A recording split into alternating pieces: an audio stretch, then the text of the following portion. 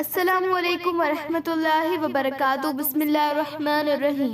ए पैगंबर सल्लल्लाहु अलैहि वसल्लम चओ त जेको वही मूं वटि आयो आहे उन में मूंखे का बि अहिड़ी शइ नथी मिले जेका खाईंदड़ खाए त उन ते हराम कयल हुजे सिवाय उन जे जो उहो जानवर मुर्दार हुजे या वहायल रत यानी सीर वारो रत या सूअर जो गोश्त हुजे जेको बिल्कुल नजिस यानी पलीत आहे या उन जानवर जो गोश्त जेको अल्लाह का सिवाय ॿिए कंहिं जे नाले ते ज़िबा कयो वियो हुजे पर जेको माण्हू मजबूरी जी हालत में फाका कशी जी हालत में मरण जी डप खां सिर्फ जरूरत जी हद ताईं घुर्ज आहिर ऐं नाफरमानी जे इरादे खां सिवाय ऐं न हद ओरांगींदड़ थी खाए त उन ते को बि गुनाह न आहे। बेशक तुंहिंजो रब ॾाढो माफ़ करण वारो ऐं निहायती बाझारो आहे। जिन यहूदियत इख्तियार कई उन्हनि ते असां सभु नहनी वारा जानवर यानी शतर मुर्गी या उठ पखी काज़ ऐं बदक वग़ैरह हराम किया हुआ ऐं गऊ ऐं बकरीअ जी चर्बी बि मथनि हराम कईसूं सिवाय उन चर्बीअ जे जेका ॿिन्ही जे पुठनि या आंडनि ते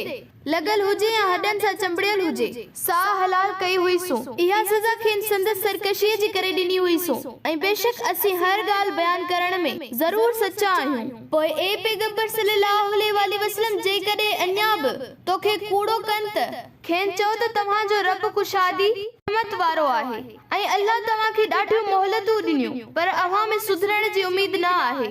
तंहिं करे ॾोहारी क़ौम खां संदसि अज़ाब टारियो न वेंदो।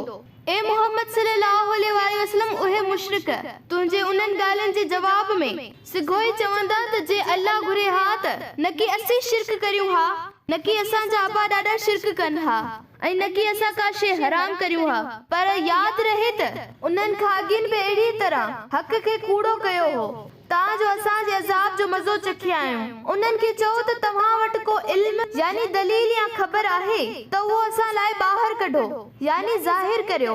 अमी रुगो गुमान वहम ऐं अनुमान ते हलो था ऐं रुगो धुका आणो था ऐं अटकल बाज़ी करियो था। ए पैगंबर सल्लल्लाहु अलैहि वसल्लम चओ त पोइ अल्लाह जी हुज्जत ई दिल में समाइजी वेंदड़ गालिब मुहक्किम मज़बूत ऐं कमाल आहे। जेकॾहिं हू घुरे हा त ज़रूर अवां सभिनी खे हिदायत करे हा।